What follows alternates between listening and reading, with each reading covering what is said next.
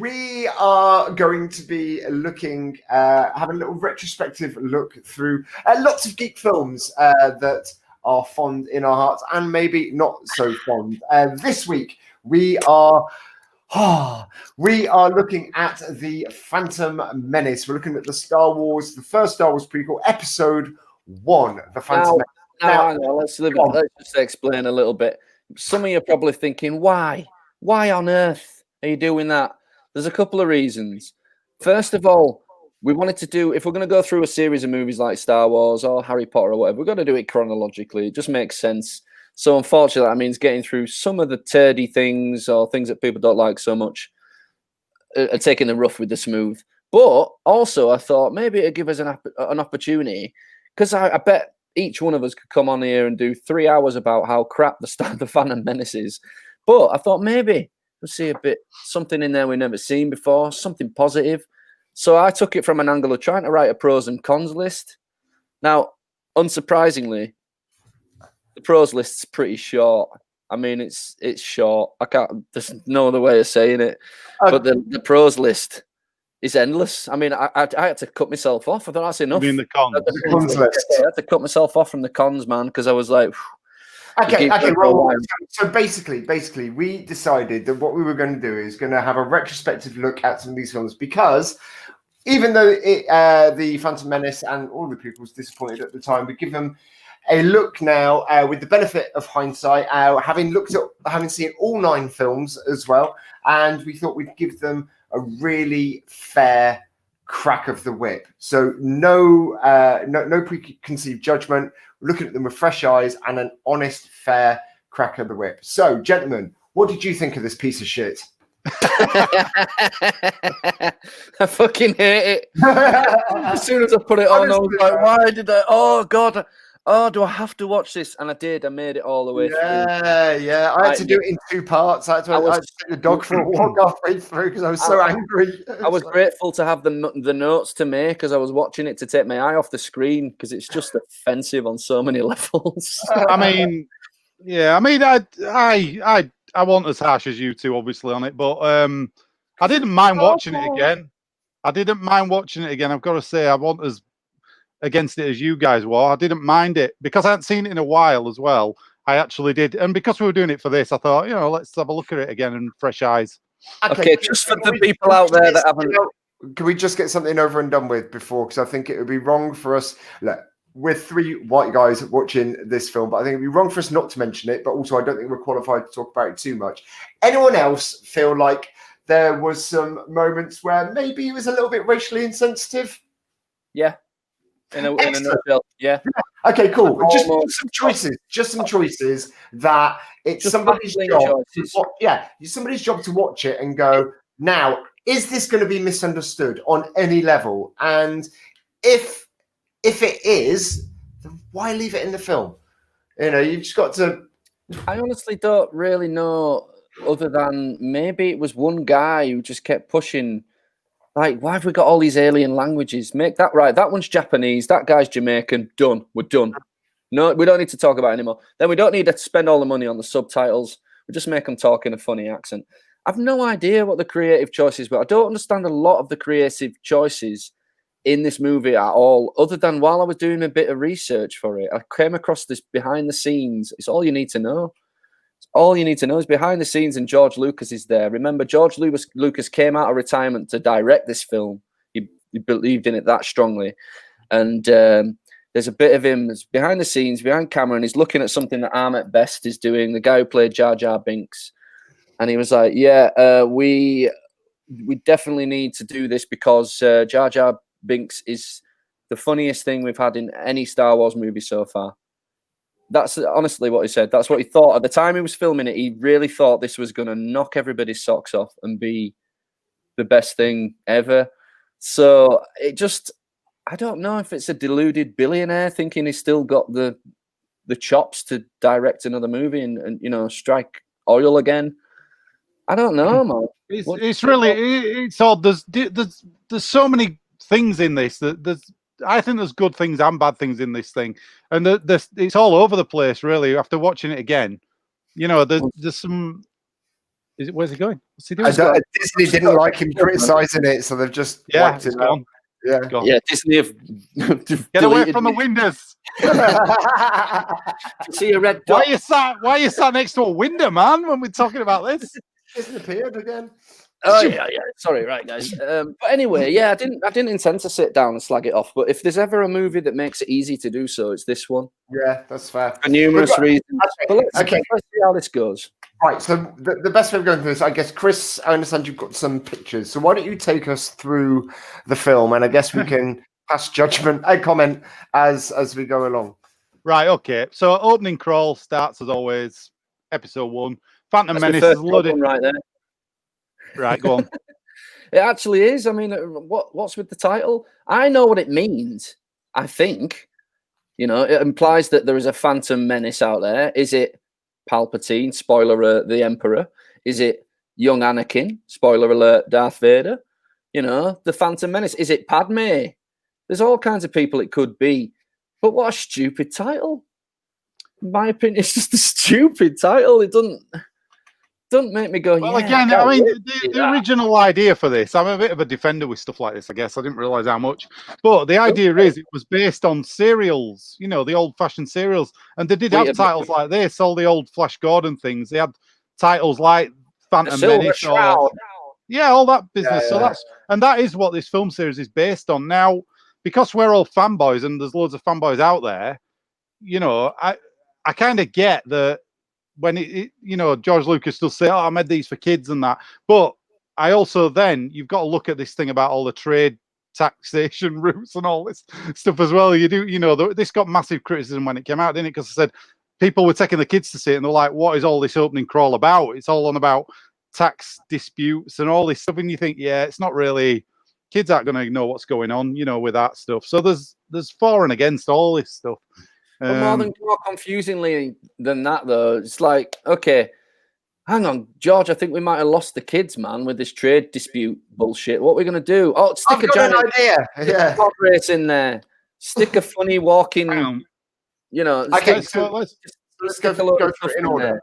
Let's go through it. So next, right, so opening scene, they fly to the one of the Trade Federation ships. Obi-Wan and Qui-Gon.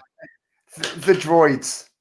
Annoying. Which feature massively throughout it. I mean, it's something I've got a bit of an issue with the Star Wars universe anyway, is that the droids are a little bit hit and miss. I think, look, I love BB-8, C-3PO, R2-D2, and that little one in the last film. All great. But all these battle droids, I think Mandalorian has it right with the Dark Troopers. I think they're great. But they don't speak. They don't speak. That's it. Yeah, I've got issues. Even in the latest films, I've got some issues. I've got some issues with the droids in the latest films. And the way I see it is, I don't mind them making droids be able to speak English. That makes total sense, so we can communicate with them and get the job done. But why give them whatever it is, a sarcasm chip or a stupid, annoying quip chip that everything they say sounds stupid in that accent? If you're going to be a droid, speak like a droid. And they've got emotional responses to things all the time. No, that thing don't make any sense.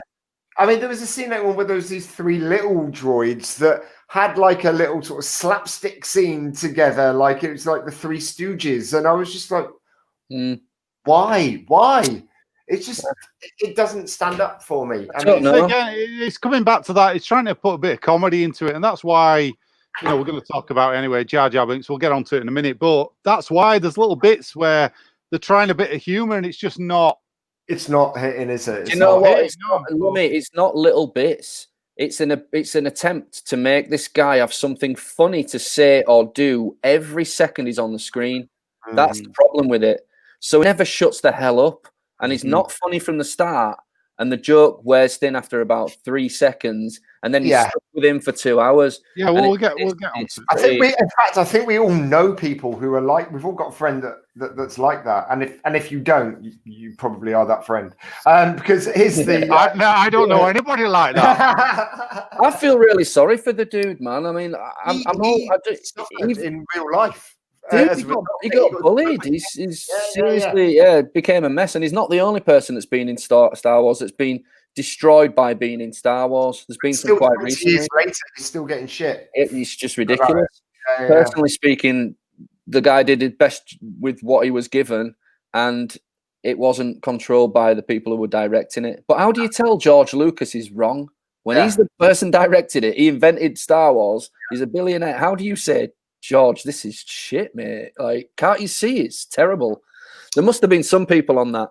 You know, they always say that after you buy the franchise. You buy the franchise. That's how you do it. You know, they always say after A New Hope, people were laughing in it. They were laughing in the crowd scenes and stuff. They were like, "This is never going to be good. Oh my god, this is so terrible. I can't believe we're in this."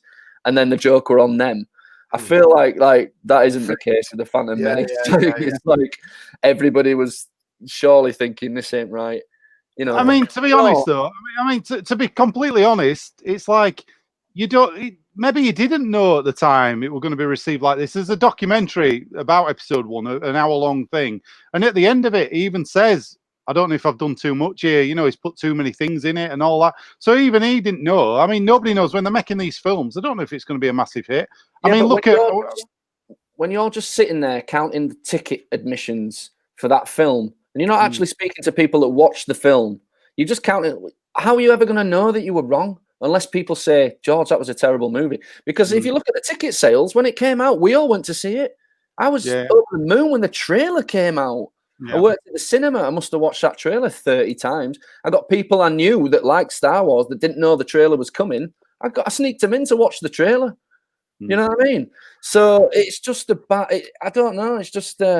I think for me, it's down to your motivation. So like you said, he's put too much in it. Why has he put too much in it? Well, why has he put Jar Jar Binks in there for the kids? Why has he put something in for the kids so that they can come and see the movie? Why has he done that? Money. So at every step of the way, I think he's jeopardized the product or the story. I don't think it's just money as well. You've got to remember that he was really, really, really proud of what ILM were doing at the time. He was proud that it got to the point where they could seamlessly, and it looks dated now, 20 years later, integrate so much CGI into a film. Now, this is my argument for why the performances in that film aren't strong, and it's always been the same since I saw it. It took me a little while to realize it, but I figured you've got Oscar winners in this movie. You've got Natalie Portman won an Oscar. Qui-Gon, what's he called? Liam Neeson, Schindler's List, won an Oscar. Yeah. You know what I mean? You've got some really, really heavy. You've got Sam Jackson, all the usual cast that come back, but for some reason it looks like none of them can act, and I think it's because it's really, really hard, no matter how good you are at acting, to act against the green screen 100% of the time. You know what I mean? So that's why even the worst performances in the original trilogy are better because they're in a real setting. But again, I think that actually supports what I'm saying, and it's a theme throughout this that we'll get onto later on when we get to Darth Maul. But yeah, I think it's I think it's generally a style over substance throughout this film for me. Yeah, I do think that we've got loads of images to get through. Sorry, Lummi, I know you spent you spent ages all week getting these images together. Let's keep going. Right, so we'll just go through the film basically. Right, so they take on the battle droids, try and get through the main door, the cart. So they decide to hitch a ride on the ships down to Naboo, the planet where Queen Amidala is. But that's because they realise that those droids are being sent to invade. They're not there to solve the problem. They're there to start a war. And that's when we meet our friend Jar Jar Binks. Now, if you look at that as a still, I can see what it means about the CGI. It doesn't look that bad, but when you're watching it and it's moving, you can just tell, can't you? Yeah. But so I mean, it's massive achievement at the time to get it looking that good. So they go to the city, the Gungan city, down below, swim down, and they ask for help. He says Jar Jar Binks is coming along with them because he owes them a life debt. They saved his life. Yeah. I mean, what did you think of the boss Nass and all that down there? All that. Yeah. Again, playing it for laughs. It was just cheap laughs all the way through. For me. Yeah, and even the way it looks, it's like they say, they've got a bunch of producers in a room and said, "What do you think Star Wars would look like if it were underwater?" And some clever guy went, "It looks like this," and it doesn't. To me, it just doesn't. But then I mean, after that, they get into the submarine, don't they? And they go through the water. Yeah, and that's them popping up in Naboo. But as they're going through the water, they're chased by all these just ginormous fish, and there's some terrible dialogue in it. There's always a bigger fish. There's always a bigger fish. Yeah. What? All right. What? At least it's not a mama joke. Yeah. I find honestly, I don't want to put you in a position where you feel like you've got to defend this film, Lummy, because you can't. You can't defend it. It's not your fault. I'm not trying to defend it. I'm just looking at it like we did. We said we would. What I'm going to say is I'm going to try my best to do what I said I was going to do originally. And from now on, I'm going to try and only say positive things about this film. Let's keep going then. So they go to save the Queen and everybody. There they are jumping off the building. I love the vines. I love the vines on the building. It looks beautiful. Beautiful set. Right, and then so they get to the hangar basically. They dispatch a few more battle droids, and then now this is a bit I love in it. This is a bit I love. See what you think. This bit. Yeah. The droids going out to repair the ship. It's something we've not seen before in Star Wars. It's pretty cool. They're all getting blasted away as well. There's no mercy. And then R2 saves the day. Yeah. What do you think? Yeah, don't mind that. Because Nath, the other day you said there's nothing redeeming about this film. Now, I would argue there's a few good ideas. Well, I've got a couple of things that are. Yeah. if you feel so inclined. That bit is the kind of bit that I feel people would have gone, well, how can that happen? Robots on a spaceship in space. Well, I'm thinking surely they've got like magnetic. Yeah, electromagnetized. You know what I mean? I didn't have a problem with that. That's quite a cute bit. In fact, R2 in this movie is not that bad. That's great. Yeah. And naked C-3PO as well. That's the thing. It's so close. You know what I mean? It's almost so close to find out where C-3PO came from and where R2D and where they've been on this journey. To learn that these are the guys that are carrying this whole story through. It's brilliant. So I like the story of it. I actually like the politics of what's going on. It's just all of the cheap laughs and cheap jokes and all of the. I just think it undermines that what is essentially a good story within the canon. What I just said about actors and green screen, right? It applies to everybody apart from one person. This is one of my pros. The first pro I've gotten written down on here is Qui-Gon Jinn does a decent job in this movie. He's the best actor in it. You can't tell he's on a green screen. He's perfectly plausible and composed all the way through. When it gets to his fight scenes, you actually believe he can kick some butt. I know he dies, but you believe it. He's got a Jedi-ness about him. As opposed to Obi-Wan, which I know they're trying to get him to be this young, spunky, like up and coming Jedi guy, the Padawan, but there's an element of arrogance and cockiness about him, and it carries through the Jedis in the first trilogy. They're kind of arseholes, some of them. Yeah. And I like that relationship, actually, as a positive. I like the relationship, and I like what they've done with Qui-Gon and Obi-Wan. The fact that Qui-Gon would never... Yeah, we'll get to that scene. I'm sure, I think originally they didn't have Qui-Gon in it. It was just Obi-Wan. Really? Mm-hmm. And he was going to do all this stuff. And I think in the original, even they got to the storyboard stage. And I'm sure this were in a book or something, or a documentary, and they had Obi-Wan on the storyboards going into Tatooine and meeting Anakin and everything. So I think they put him in for a bit of gravitas to it, and it works. It does. Do you know the lineage of it? Do you know why? Like who's doing what? Because Qui-Gon Jinn was trained by Yoda. Mm-hmm. Yoda originally trained Obi-Wan, but he was passed on to Qui-Gon Jinn as his Padawan. Mm-hmm. I'm not sure why. Yoda trained all the kids, don't he? Because we find out in episode 2. Yeah. So they all go with the master then. But no, I do enjoy their relationship. I like the fact that Qui-Gon is this sort of slightly not renegade Jedi, but he doesn't conform to all of the ways, or to that is slightly less sort of respected. And I like the fact that then Obi-Wan does become this sort of outsider of the Jedi way, as throughout all the other films. I do quite like that. That stands up. Interesting thing that I learned about this movie doing a bit of research was a little bit more about that, what you just said about Qui-Gon Jinn and stuff. Yeah, he's a renegade, but the thing is they never go into depth because he's only in one movie. They never really explain why he's there, what he's doing, and why he is who he is. Qui-Gon Jinn was actually according to the canon, one of the most powerful Jedis that ever came. He had the force of sight. He could see the future. He could see premonitions. And this brings us to the point with the reason that fight between Darth Maul and Obi-Wan and Qui-Gon at the end is massively important to the entire story of Star Wars. And it's because Qui-Gon Jinn has a realization in the middle of the battle that he has to die. He has to die because he's not got the power. He hasn't got the right. He's not the right person to train Anakin. Obi-Wan is, and he sees all this. But you never see it on screen, but he sees all this. He sees that he's the one who has to die. Obi-Wan has to experience that pain of loss, losing his master, to make him more careful when he's around Anakin, because Anakin's always going to be on the knife edge. He's the chosen one. I've got more to say about that. I've got more to say about that. I've got loads more to say about that. But look, keeping an eye on the time. Let's flick through some more. Let's keep going. Right. So so after the R2 saves the ship, they have to land on Tatooine. They go to look for a hyperdrive replacement because it's knackered. Can't get to Coruscant or Coruscant. Can I just point out that your screenshot there is like, you know, when you pause your video and you come back in and everybody's got their eyes closed. Even Jar Jar's got his eyes closed. I tried to pause it where I could, where their eyes were closed. So they go, they meet Anakin in here. They go to the junkyard, try and get a thing off this Watto guy. He takes him outside, says, "Yeah, mind trick won't work on me." All that business. Your mind trick won't work on me. Do it. Do it. Go on, Lummy, do your impression. I'm a Toydarian. You just did it. We're good, that.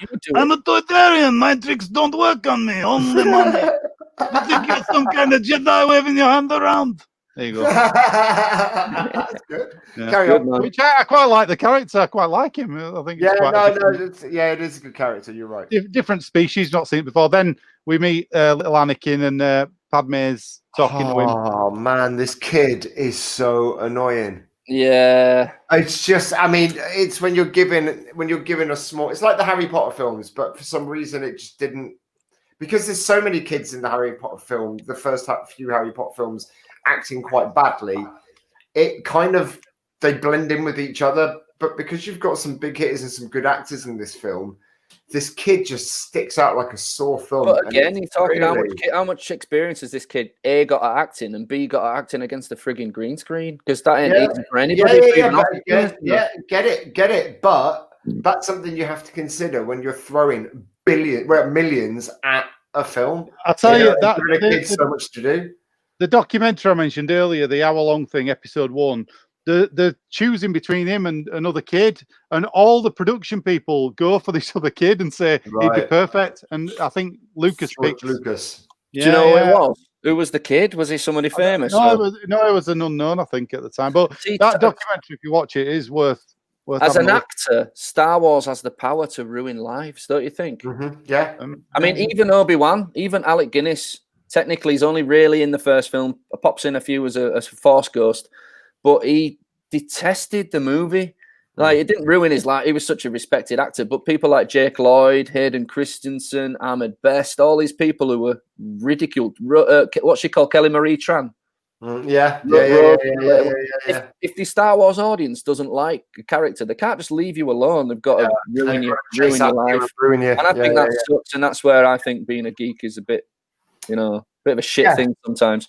Yeah, I mean, you have to look at a lot of this stuff and think the pressure on these people in these films, though, to deliver, and even Lucas when he were doing it. I mean, the Star Wars fan base is so intense, isn't it? We know this. That nobody's going to get an even break. If you were in a Star Wars film tomorrow, they'd either love you or hate you, like you just said, and they decide, really, don't they? You've had it if and they do go, oh no, we're not mean to the actors or anything, but they get the brunt of it, don't they? Unfortunately, what you see all the time. I've got a question for you guys, and I was wondering whether to bring it to the table this week, but I think, what a tease! I'm actually gonna bring it once we've done all 9 films, because it is kind of about that very subject and how much right the Star Wars fans have. Okay, we'll get to it in 9 weeks' time. I'll tell you what, man. If you wanna have any say in what they do with Star Wars, you do what some fans did, and you go to fucking Hollywood and you keep going to Hollywood until you break through like Dave Filoni did, and you get the respect to write Star Wars. That's what a true Star Wars fan does. If you really care that much, get off your ass and go write something. You know, that's what some people have done. It's been proven. So to me, you know, that's not an excuse that you can't, you know, armchair directing. Some people have actually gone and done it. So that's what you do if you care. What's because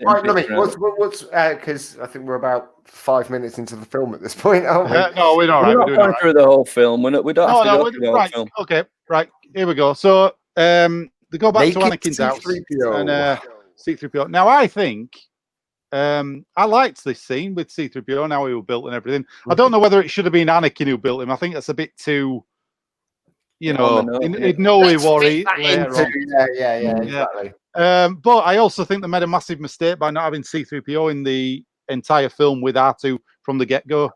I think it'd have been good to have him, because they're supposed to be the storytellers. This now, you don't see C-3PO again until halfway or maybe near the end of the second film. After he's been at the... However, though, they have this is the first film, and they've technically just met, so it does start. That's where the story starts from. Yeah. So well, if you watch A New Hope, they're already friends. They've got some history there. Well, they're supposed to. They were supposed to narrate the entire thing, weren't they? So it's like, why, you know, R2 doesn't show up until, like we just said, there on the ship. So you think, well, but it's not massive. It's just interesting that they put him there and left him. You know. I think your comment about him, you know, being it's like this naked 3PO and whether Anakin built him trumps my comment, because what I've written is naked 3PO, kind of interesting, but is it? Because I'm myself, is it really interesting? Like that he built? It's just shoehorning something in there that you didn't need to know. But yeah, when does he get his skin? Second one. Second one. Did they put it on him? Padme puts it on him. Yeah. So everybody in the Star Wars universe has got some sort of skill with a droid. Everyone's got some skin. Yeah. Everybody can put stuff on a droid, I guess. What do you think she was sitting there going, "Oh, 3PO, you're naked. This is so. I'm embarrassed for you." Oh God. I don't know. How tiny your wiring is. Then right, okay, let's keep going. So then they sit around the table and we learn a few things about what's going on. They talk about pod racing and now they need the money for the thing. And he says you must have Jedi reflexes and how were he born and all that business. I could smell his midi-chlorians. Yeah, that's a bit there anyway. Then we cut back to first look at Coruscant, I think, and Darth Maul comes in. And he says, "I'm going to go to Tatooine. The last rule, reveal ourselves to the Jedi, all that business." So, bit of the history, bit of the Jedi. Oh, God, I can't wait to tell you what I learned about the history of this. It was really cool. But I've got, carry on, me, because I think that's going to be quite a detailed conversation. Go on. That's later on. I'll keep it as quick. Then we see Anakin and his mates. Now, I mean, that costume there, for me, that one of the little Greedo. That just looks awful. You know, when I watched it back, I was like, "Oh God!" Like, but I don't know if you noticed Warwick Davis later on. In a crowd scene. That's Warwick Davis as well. That's Warwick Davis playing that. Yeah. But there's a scene where there's a scene with Warwick Davis, and it's just like, you could tell. Why are you in that scene? Like you're offering nothing to the scene. Why? He's just standing there and cheering the pod race. Elsewhere we get into it. They did make some good decisions because they cut a scene out with little Greedo in it. Do you know this? No. Did little Greedo have to shoot little Han? No, they were having he was naked. They were having a fight in the street. Little Greedo with, I don't know if it was with Anakin or somebody, and then somebody goes, "You'll come to a bad end, you Greedo, if you carry on like that." And you're like, "Oh, really?" Oh, so this film could have been a hell of a lot worse. Wow. You know what I mean? Wow. So we'll do the ultra suck cut and put it all back in. Okay, so what's up next? Right, next he phones in his midi-chlorian count. He says this is the first time that the fans went nuts. Charts. Yeah. Master, over 20,000, Master. You know, all that business. Even Master Yoda doesn't have that many. Yeah, all that business. Then we see the pod race. He looks ridiculous. Yeah, it looks The awful. helmet and the goggles. And there's one point, and I get it, he is flying around and stuff, but it's just when it's all skew-whiff on his face, and I'm just like... Not just that, it's just every few minutes, George Lucas makes him go. He goes, right, kid, can you go yippee now, please? Yeah. We want you to say yippee. And he's always going, woohoo, yippee. You're like, oh, piss off. When Qui-Gon lifts him up to put him in there, and he goes, whoa! or where he goes, no, now this is pod racing. That's later. I don't care, Lummy. It's awful. Always jumping. Now, I wanted to ask about this. I Lady like this image. Lady I like Hutt. this. Yeah, I like I want to know. I want a series about her. What happened to Lady Hutt? Do you think she got thrown to the Rancor monster, or he got bored, or she just died of natural causes, or what? She's just one of his many huts that he likes to hut about with. Yeah, he likes to hut it about. Yeah, a lot. So yeah, I don't know. I don't know whether that was okay. I thought Jabba coming in. Why not? They're on Tatooine. Did you? I got a little factoid for you. You know this commentator with two heads. One head speaks English and the other one. Yeah. I just wondered if you guys knew that. From Whose Line Is It Anyway? Yeah. Right. So you see the pod race. I've only got one still from that because it goes on. I mean, I actually quite enjoyed the pod race. It was all right. I like it. I thought it was a new idea, interesting. I liked it. Like the old chariot races. I think this is one good thing about what he does. He takes something that a lot of people know and he puts a bit of a twist on it. And the stuff like this to me was good. And when I first saw it at the time, I thought this is all right. But then when they brought it out, they added an extra lap to it when they brought it out on DVD. That's even longer. That's why we're thinking it was so bloody long. Because I didn't mind it, but it was too long. Yeah. 3 laps, right? 15 minutes too long. 3 laps. I think in the original version it were like 2 laps, if not. That's interesting. Yeah. Do you know the bit where the thing flies off and he has to get the metal bar and pull it back in? I don't think that was in the original version. That bit is a bit shit. But there's too many. I'll bring it back. As a race, there's too many unbelievable bits in this race for it to be good for me. For example, when he starts and his pod racer doesn't start, everybody else sets off apart from that other guy. There's 2 of them. The machines don't work, and he spends about 15 seconds fixing his machine, and then immediately catches up to everybody. And like, if your pod racer's that fast, you did shit all over him. Yeah, exactly that. So what's happened to the pod race? So after the pod race, he wins obviously the pod race. Then Qui-Gon made a deal with him to be saved. So they go and say bye. He says bye to his mum. And then will I never see you again? Yeah, all that business. Say? Yes, no, maybe. I don't know. Yeah. Then we have a bit of a battle with Maul in the desert. Okay, so I'm gonna say what I wanted to say now. Darth Maul is shit. It's a shit concept for a character, and in this particular, you can see what they've done. Look, Ray Parks. Is it Ray Parks? Yeah, Ray Parks. Yeah. Amazing Parker Jr. Ray, amazing martial artist, really, really good, but he's not an actor.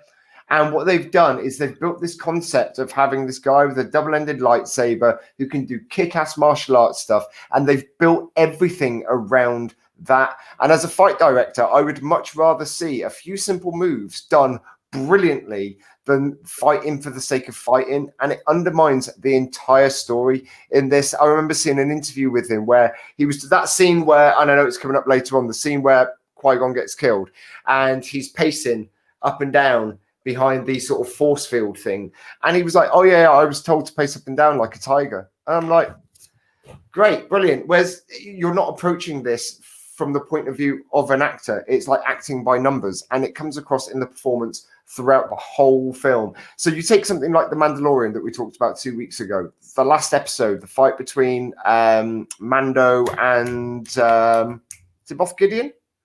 Mm-hmm. Yeah. Mm-hmm. Amazing fight, really good fight, short fight with some really lovely technical devices, but it's a few simple moves done really, really well, and that is the story device. Whereas this, it's that thing that I was saying right from the start. It's just style over substance, and it ruins it for me.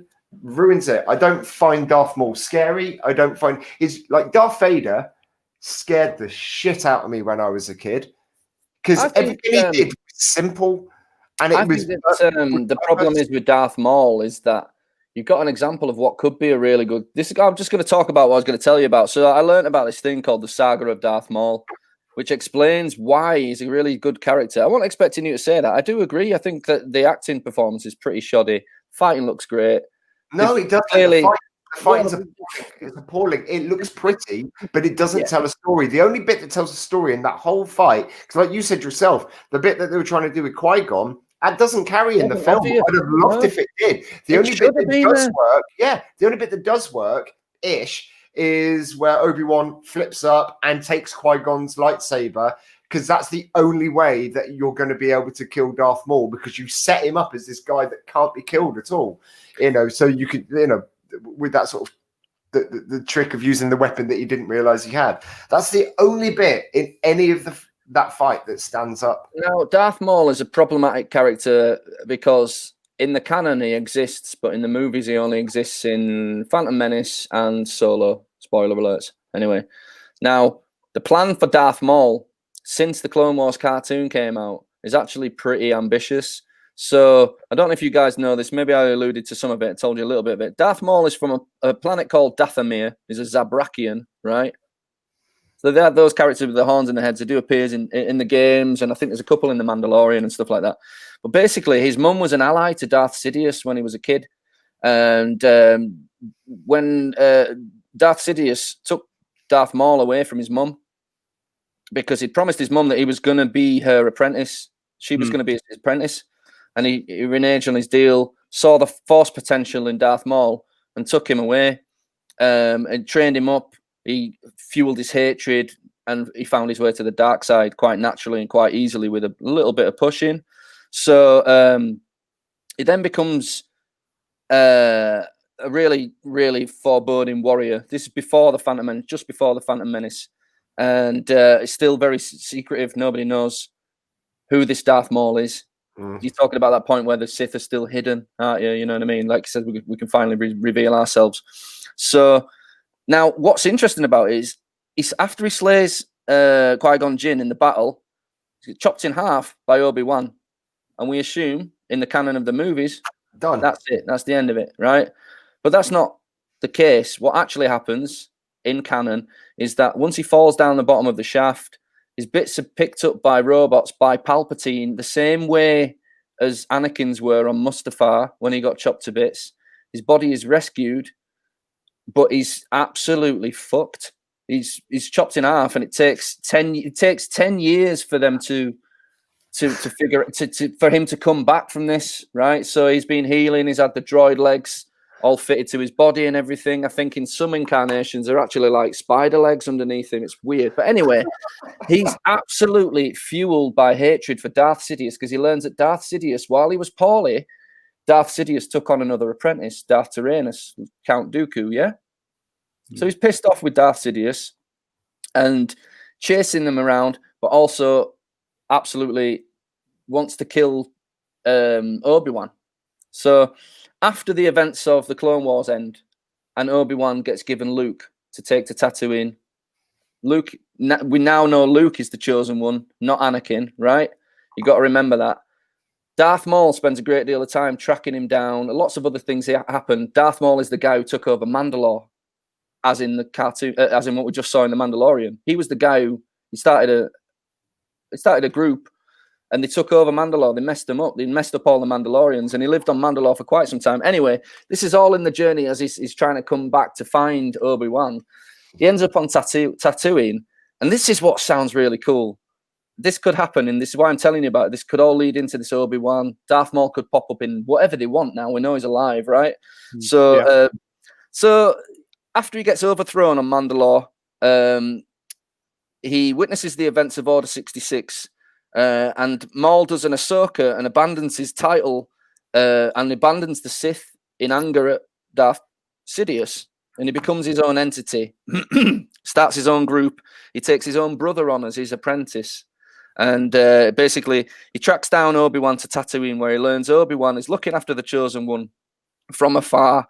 But their last lightsaber duel ends with Kenobi striking Maul down, right? Kills him. As he's lying dying in Obi-Wan's arms, the saddest part of his story is the only solace he's got is knowing that he will now Kenobi will be instrumental in bringing down Palpatine. He's not going to do it himself, but he's part of the story, and he realizes that in his dying moments, and that's the only like bit of solace he gets from the whole saga. And he dies in Obi-Wan's arms, and Obi-Wan builds a shrine to him on Tatooine because they figured stuff out in that last moment. So the best thing about Darth Maul was written after the Phantom Menace. Possibly. I'm not sure when it was written, but what it does come into mind. So right now, everybody's talking about the fact that Hayden Christensen's coming back as Darth Vader, right? We've all spotted that one coming. Oh my God, we're going to see a fat butt. Don't discount Darth Maul popping up at any moment. Butt. Did you say we're going to see a fat butt? No, so we're going to see a fight, but don't discount the fact that Darth Maul could pop up. So that's what I was trying to say. Like, I learned all this the other day after doing a bit. I'm like, so what happened to Darth Maul? Why do I keep hearing and seeing in pictures? I've seen a picture of him in the Clone Wars cartoon fighting like a 50-year-old Obi-Wan, and he's got robot legs. So I was like, right, I've got to figure this out. Because if all that stuff's becoming canon now, I kind of need to be a bit informed about it so that we can talk about it. You know what I mean? Yeah. But yeah, that's the kind of saga of Darth Maul. There's a lot more to it, but I like how you refer to him being cut in half as being poorly. He's a bit poorly. Well, what doctors like treating him? Look a bit poorly. You. I've heard being cut in half does do that to you. Yeah, it reminds me. Yeah, it's like in Monty Python. Yeah. It's just a little room. Don't worry. Yeah, I'm thinking maybe they decided to do this with Darth Maul after Revenge of the Sith, because once you saw how it happened to Darth Vader, if you watch that fight scene again on the third, I know we're on the third film now, but when you see how many bits he's got missing, I mean, yeah, it must be a case of lightsabers cauterize a wound as soon as I did wonder that. Yeah. Because he's in bits, isn't he? He's literally in bits. I'd watched it the other week. He's got pretty upset. It was in bits very poorly. Very poorly. Really poorly. No arm. He was under the wet. He was feeling a bit peaky. Yeah. So yeah, that seems to be what Palpatine does. He sets people up to fight really hard people, and then he just sends in a bunch of medic droids to fix them up. But yeah, in Darth Maul's case, it said it took him 10 years and a Bacta tank to get back to normal. Wow. So yeah, back to tanks. Yeah, back to the future. No, it was really poorly. So they've had that big fight, and Qui-Gon's jumped onto the ship. They've taken the ship off. Qui-Gon's jumped on to make an escape away from Darth Maul in our sort of first fight introduction to him. And we get the introduction of Anakin Skywalker and Obi-Wan Kenobi, a bit of a moment, you know. Qui-Gon yawning, apparently. Another interesting bit, when they first meet, Obi-Wan refers to Anakin as just another annoying Jar Jar species. It's like, why have we got to put up with this guy as well? And then you're like, yeah, too right, man. Go back when he's 13 or 14 or something. It's so annoying as a kid. But yeah, even Obi-Wan's like, oh, another annoying life form. Comparing him to Jar Jar Binks, I think they sealed his fate. So let's carry on. Yeah, they go to Coruscant or Coruscant, whatever the hell you say. That's not the Jedi Temple shot, it's just the planet. Then they go to the Jedi Temple. Let's say about the found Anakin, he could be the chosen one. They all have a bit of a talk. They've updated the CGI Yoda, obviously, because it was a puppet originally in the theatrical version who looked younger and it looked pretty bad. So they went back in and fixed that, which is good. Then we have the Senate scene where she votes against Chancellor Valorum, and he gets it's quite important to mention as well that all that stuff we said about Qui-Gon Jinn earlier on being a bit of a rebel. Do you know why? He's a rebel because he believes the Jedi have lost the way and have become too political. And instead of going out and doing stuff, they sit around in a fucking circle talking about it and they never get anywhere. So he's pissed off with them. But again, they never mentioned this in the film, and it would have been a way better film with a little bit of backstory, you know. Yeah, because he just says that, doesn't he? Obi-Wan says, "Don't defy the council again." You know, it's like that's right. So yeah. In fact, that is pretty much your only clue that he is a rebel. Yeah, go back to the council with Anakin. They say they won't train him, so he says, "Hang on, we'll try and sort something out." Then they go back. The Queen decides to go back to Naboo, so they go team up with the Gungans. You find out she was a decoy, the other Queen. which don't really come to any surprise to anybody apart from Anakin, who goes, "What?" Like that. It's not as surprising as finding out that Palpatine's not a goodie. You know what I mean? At this point, when you have to be a moron to watch Return of the Jedi and then put that first film on, you'd be like, "Oh, that's exactly the same guy." But but we all know that anyway, don't we? Then it goes. This is where it starts getting a bit chaotic because you end up with 4 different storylines going on here. Yeah. So you've got. So that's the first one, the big battle on the open plains. Again, Jar Jar Binks is just awful they're just having slapstick for the sake of slapstick. And it just basically it just destroys any tension you have in the fight. Whenever he jokingly does a stupid joke and accidentally destroys half an army, it's always painful, isn't it? Like he accidentally succeeds. Right, let me just do this. Right, I just want to tell you the 4 different storylines that's going on at this point in the film. You've got the battlefield we just said about there. You've got the hangar and the palace takedown. You've also got where you've got Anakin going on the ship up into space to destroy the control ship, and you've got the fight with Qui-Gon and Maul and Obi-Wan. So that's 4 separate storylines you've got to keep track of. And this is why I think the film gets so disjointed and chaotic, because you've got to end all those storylines. And there's no way of doing that's easy and it doesn't become a mess. Right. Despite what Gittins said earlier on about the choreography not being up to speed and the acting not being great, the end fight, when you apply the story that you don't know about, because they just forgot to tell you all this interesting shit's actually going on with Qui-Gon Jinn and Obi-Wan and who's going to be the best person to help Anakin not turn to the dark side in the future. They don't mention any of that, but I just wanted to mention a good thing. So that's one of my pros. The end fight sequence is great, but what makes it even better is the score. But there's nothing wrong with the score. Okay, so that was going to be my only bit. Okay, so the end fight sequence. The entire film score is beautiful. It's very Star Warsy. It's got its own little signature tunes and stuff for different characters, but I think it's lovely. So that's it. So the end fight sequence doesn't stand up at all for me because it just doesn't tell a story. It's pretty and it's impressive what the guy can do, but it doesn't tell a story. However, the Duel of the Fates score is phenomenal, and I'd have loved to have seen a better, more in a fight to that score because it is a wonderful score. It's brilliant. Again, another clue to what's actually going on in the story that you don't know about is the title of the music. Duel of the Fates. Yeah. Talking about the fate of Anakin Skywalker. Talking about the result of this fight is going to make all the difference. You know. So it's really annoying that all that stuff's out there, but it's not actually in the. That's the thing. There's a story, but they just chose not to tell it. Talking of the soundtrack, one of the most annoying things ever when they released the soundtrack to the film. It came out 2 weeks before the film, and one of the tracks was called Qui-Gon's Demise. Oh, really?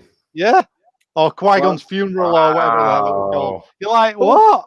What kind of lunatic thinks I need 2 weeks to listen to this music before I see the film? See the film first. Love me. Why did they release it 2 weeks early?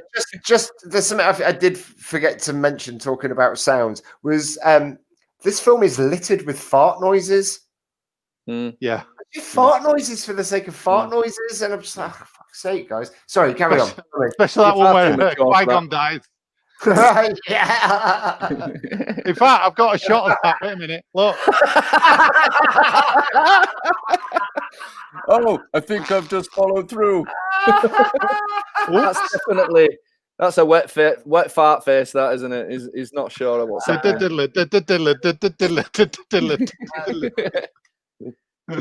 I did chuckle when I grabbed that. Awesome. Right, so after the fight, Qui-Gon gets killed, as we know. And then we cut to Anakin, who decides that spinning's a good trick, and then he gets inside the control ship and fires a blast that destroys it completely. Exactly, but it's another accident. What does this button do? Oops! Whoops! Whoopsie! Yippee! Oh, fuck off, man. Yeah. I mean, do you think? Here's a question for you. Do you think it'd have been better if he used the Force, maybe, or do you think it was too early? Do you think if he'd have had a bit of a I know what to do? I don't think they needed that whole bit with him in space. Him accidentally learning how to fly a ship he's never been in and shooting from that ship and accidentally blowing it. It's just too many accidents. It's too much bullshit for me to swallow. I mean, it's an accident waiting to happen, that kid, isn't it, really? This is pod racing. I think, like I said, the end, it just gets so, so much going on. And then also that takes out all the battle things. So you think, well, there's no point really in them. Why did they bother all putting their army to use? Why accidentally won the war? Was it all an accident? Yeah. And then I've got you a still of Darth Maul in half because I knew you wanted to talk about it. Jeez, that doesn't actually look that good, does it? As a piece of, it looks good in the actual film when it happens when he falls down. Yeah, that looks terrible. Yeah, a bit like in Temple of Doom when they're falling down into the crocodiles, into the alligators over the rope bridge. Some of that looks terrible when you watch it back now. So then he gets to him, grabs him, and he says, "You must train Anakin, train him up." And he goes, "Yes, master. The boy is dangerous. They all sense it. Why can't you?" It's me. Obi-Wan for you. Nice. Sound a bit pissy, like a pissy Obi-Wan. Why can't you? His best mate just. That's what he says. That's what he says, isn't it? Do you know what he should say then? He should say, "I'm dying, kid. Can you cut me some fucking slack?" It's gonna be the last thing you ever say to me. Why are you having a go at me? Boy, Anakin, train him. Somebody's got to train him. I'm dead. Then Obi-Wan. Obi-Wan goes to Yoda. He says, "I'm going to train him." He makes him a Jedi Knight, doesn't he? He says, "You're a Jedi." But I think he looks like he's saying to him there, "Your rat's tail and your little are a disgrace on this Jedi Order. Grow your hair and then we'll talk about your training." Yeah. So he says that, and then they have a big celebration on Naboo, and they're all there, and they hold a big glowing orb up, which is actually an explosive device, if you think about it. Yeah, what's really funny about that, if you go back to that picture, it's the end of the movie and they've kind of won, but Obi-Wan looks a bit more pissed off than Palpatine on that one. Palpatine's really smiling. He's like, "Yeah, party time." Yeah. Can we acknowledge the fact that they've got matching haircuts for Anakin and Obi-Wan as well? I hated that. Oh, God, it's awful. That. Yeah. It's bad. And did you know the theme at the end, that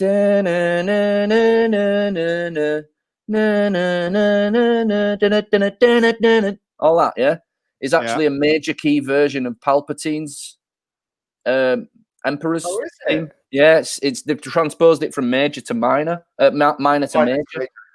But if you lay it side by side, it's the same chord. Yeah, and if you play it backwards, it says Vader is coming. Yeah, that would be amazing if it did that. That would be brilliant. But weirdly, it's in Beatles voices. Vader's coming. Vader is coming. He's on his way. And then there you go. Whoa, spoiler. Anything at the end of the credits of this one, Lummy? There's Vader's. Yeah, I thought so. Okay, so having rewatched the film, when was the last time you saw the film before you watched it this week, Lummy? Oh, quite a good while. There were some bits I'd actually forgotten about. Really. Okay. Yeah, at least 3 days. I mean, I tell you, I know. Hang on, I know exactly when I saw the last one. I went to see the 3D version when it came out of the cinema. They actually released it in 3D, and I went to see it. Yeah. What does the 3D look like? It was good. Yeah, it was good. Okay. Same film, but in 3D. See, I don't think that post-production 3D ever works great. Yeah, it wasn't bad. It were all right. We're all right. When was the last time you saw the film before this week now? Me, I actually watched it a few weeks ago because we're doing a lot of drawing on my iPad and I wanted some background stuff to watch, and I decided it wasn't a film that I wanted to concentrate on too much. I'm going to stick it on in the background and feel like I'd watched it again. But on rewatching it again, I skipped so much of it. Honestly, it was on and I definitely watched it because it started and the end credits roll, but I don't remember, because otherwise I would have been just as annoyed as I am now about having to rewatch it. But yeah, I watched all 3 like that, so I'm going to have to watch all of them again, so I wasn't paying any attention. I was drawing. Okay, so the last time I watched that film must have been 15 years ago. Wow. I'd say it was a long. Well, because because I in a galaxy far, far away. In a long way, yeah. Because I didn't enjoy it the first time. Can each of us suggest a couple of things that would fix this film then? Oh, what would fix it? For me, it is the whole concept of Darth Maul. So lose all the martial arts stuff, make him or have the martial arts stuff. That's fine, but meet out the character. Have an actor playing that role. Some of the storyline of it, and then all of that other stuff, all the stuff about Qui-Gon and all of that sort of stuff, actual storytelling, and get rid of anything that has been purposefully shoehorned in there for a younger audience. Look, Star Wars, and I think Pop Not Broth actually made a comment on me earlier on, and it's a really relevant comment, actually. This one here. Yeah, I think what comes out about the worst side of Star Wars fan base that they've forgotten these are kids' films, and they saw the first ones when they were kids, and now as 40-somethings, they can't let another generation have a go. And I think there's an element of that. I agree, but also I saw this film 20 years ago, and I still hated it then. And I'm only 40, 41, so I must have been 20. But you saw Star Wars when you were a kid, and that's where the nostalgia thing comes from. That's why you take it more personally. That's why you take it more personally. Yeah, when we've had discussions between us about it, I've often stuck up for that point and said, we're not kids anymore. They're not making them for us. Yeah. But I agree with you. The other ones are balanced. There is stuff in the kids in there for the kids in the original trilogy. It's just a bit more balanced out. And I think they went a bit overkill with it. But anyway, that's not how I just think it undermines the integrity of the story. And then when you forget to include fundamental elements of that story, then I'm just like, oh, what's the point? So for me, it would be to reintroduce those elements of the story and just to have Darth Maul less concepty and more of a character with a storyline. Okay. Personally, I think 1,000,000% less CGI, much more real sets, real things for people to work with. If you can get through an entire film watching a character like Qui-Gon Jinn and still not know who the hell he is or why you should care about him by the end of the film, you've fucked up, because he's actually a really interesting character is what I learned. Do you know what I mean? And his backstory is really interesting and why he's doing things a certain way. So if you explained again with Darth Maul and Qui-Gon Jinn a little bit more about why we're supposed to care about who they are, it would make a better movie. The trade dispute thing's fine. It's always had concepts like that. It's just a bit over the head of your average 9-year-old, isn't it? Mm-hmm. I mean, they do touch on stuff like that in episode 4 and things, but it's so quick they don't really dwell on it. And I think it got a little bit bogged down in it. This to try and explain too much. When, like you said, Nath, they could have spent that time with some of the characters maybe and fleshed them out a bit. So you do know, as soon as Qui-Gon comes on, you know more about him than because after all, this is episode 1, isn't it? It's not like episode 4. Is it just a misunderstanding of what paying lip service to fans means? Because to George Lucas, it means give them as much Star Warsy looking shiny stuff as you can, throw a load of CGI in there. But for me, it means flesh out your story that people have invested in, that people love, flesh it out, make it better, build it up, and then you can, even if it's a crap film, you can't accuse it. That's, again, take everything away from this film. The story, like Rich said earlier on, it's a great story, and it actually leads someone. It has to be there for Darth Vader's arc. It has to be there. Yeah. But I just think they... I think it is. I think you're right. I think there's too much flashy stuff going on all the time in a lot of it. And it's too... That, like I just said there, the end battle is so complicated. All those 4 things going... You didn't need it. You didn't need them all. I'll tell you what. This pales in comparison to the next 2 that we're obviously going to talk about in the future. It pales in comparison because they are even more overkill with the CGI almost every frame. If you think about Attack of the Clones, it's real bad for the CGI. Even stuff that's easy to make look real, like having a stormtrooper standing next to another character. It's supposed to just look like two dudes in a suit. I think what I'd have done with this one, I'd have got rid of Jar Jar. Got rid of all, or even kept Jar Jar in if you need to, but get rid of all the silly little jokes, really. Writing better. The writing, that's what this film... Or do what I said earlier about get C-3PO and R2 front and center right from the beginning and just have them in it all the way through it and have them as the comic relief, because that's what they were there for originally, and it worked. I think what you're saying, Lummy, about trying to throw too much flashy shit at the fans and Nathan... and not really knowing not paying any fan service. I think they have learnt they've learnt the hard way through the prequels, and then through the last three films. But actually, I think what we've seen, and I know some diehard Star Wars fans who hated how much love The Mandalorian got, but actually, I think they've really learnt how to treat the Star Wars fans. Now. I mean, perfectly. Look what they did in Mandalorian. That was brilliant. I mean, we ain't children. I know why that is. They realise that, yeah, they're still getting Star Wars dollars out of people's pockets to go see movies, but they're pissing people off all the time. So they had to find a way of compromising. They tried it with the first three films, the latest three, sorry. But I mean, for me, it's still down to that fundamental thing. If you're taking me out of a world that's supposed to be Star Wars with things like Attack of the Clones is the worst culprit for me. They're going to a nightclub in there and somebody tries to sell them cigarettes. They go to a fucking diner. It's awful. Whenever you take it into a scenario like it is on Earth, it doesn't work if you're taking me out of that Star Wars reality you know what I mean, you've created. Mm-hmm. We'll talk about that when we get on Attack of the Clones. Yeah, absolutely. But I can't stress enough though how much pressure these people must be under to deliver this stuff, because when you think about it, you know, if you had to go from 4, 5, and 6 to go back and write the first episode, knowing you've got to make a hit movie and there's another 2 episodes to go with it, I mean, it's not easy, that is it? But now what they seem to have done is given a select few people an opportunity to ruin Star Wars rather than fleshing things out and testing them a bit more. They've given random people an opportunity to just throw it away. So, for instance, if you look at the people who directed the last sequels, J.J. Abrams, from what I hear, most people thought it was pretty much A New Hope, but it was watchable, it was good, it had its merit. And then giving it to another director that's completely unrelated to that and letting them do what they want and then trying to bring that back, they're just pissing around with what I consider to be quite precious property that could be beautifully written and beautifully made. You know what I mean? They still don't know what to do with us, the audience, because we're so divided. You know what I mean? Like you say, some people love the Phantom Menace. I can't talk to those people. They're idiots.